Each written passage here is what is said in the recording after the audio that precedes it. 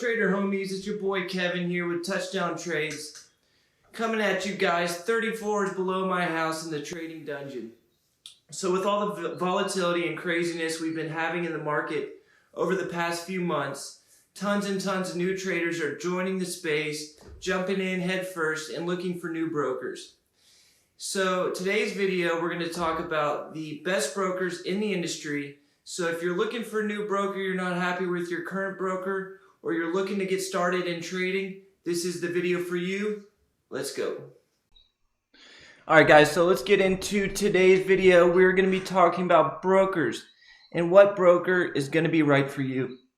Whether you're just starting out, a beginning trader looking for their first broker to jump into the market, or whether you're a more experienced trader who's just unhappy with their current broker. We're going to cover all that and talk about different needs for different type of traders that different brokers will cater to. Alright, so first I'm going to talk about my current broker, which I like and I recommend, is TradeZero US. They are the US based version of the TradeZero that you may have heard. They have a branch in the Bahamas. I will never recommend sending your money overseas. I just think it's sketchy. But they do have a US firm, and it's been really good for me, and I recommend it. I need three things. I need hotkeys, I need good executions, and I need short locates. And TradeZero offers all of that. You have the level 2, you got your hotkeys you can set up to just get in, get out quick. You have your short locate for hard to borrow stocks. You can see today I borrowed 1,500 shares of Invax, and I also borrowed 2,000 shares of mRNA. And another cool thing you can do with TradeZero is get a credit. So at the end of the day, I didn't want these shares anymore, and I hit credit, and they bought back 500 of my shares for about $3. Doesn't seem like a lot, but if every day you're borrowing shares, it adds up. So you just type in, for example, let me think of one. It's going to be hard to borrow. So you want to borrow Invax. It's been a runner recently. You just hit it. There it is. How many shares you want? Say 5,000. Boom. And during the market's closed right now, but during the day it'll populate with a price. If you want to accept it, you just hit boom, accept. It'll load in the level 2 montage how many shares you have available. See right here, I have 1,500 shares available of Invax, which I borrowed earlier in the day, and then you're ready to go. The charting is not the best with TradeZero. It does offer free commissions, which is, you should not be paying for commissions at all. In today's time, we have too many options to be paying for commissions. It just doesn't make sense. There's too many good brokers out there offering free commissions. You shouldn't be paying. Good hotkeys and good execution speed. However, they're not currently offering options trading. They are not offering direct market access at the moment. However, there has been rumblings that they're going to start. And what was the other thing? The charting is bad. So those are my three main cons that I have to point out about TradeZero US. But other than that, everything's great. And the charting is not the biggest deal because most of us use Thinkorswim or a secondary charting application for that. So that's not that big of a deal, but these two, I wish they could work on that. So we'll move on to the next broker that we're going to talk about today, and that is the ever popular TD Ameritrade Thinkorswim. Okay? So this is probably the most popular broker out there. And they were just purchased by Fidelity. So they just got a lot bigger. And there's no doubt about it that TD Ameritrade is good for charting and scanning and stuff like that. They are offering free commissions. They do have a good options trading platform, and their customer service is probably the best in the industry. However, we got a few problems. I've traded with them in the past, and currently I'm just using them for scanning and charting because of the execution speed is trash. It's straight garbage. It's just like a steamy hot pile of dump.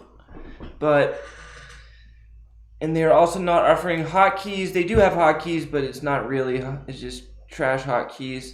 And it is glitchy, prone to crash. You could be in a trade and it just freezes up on you, and that's never good.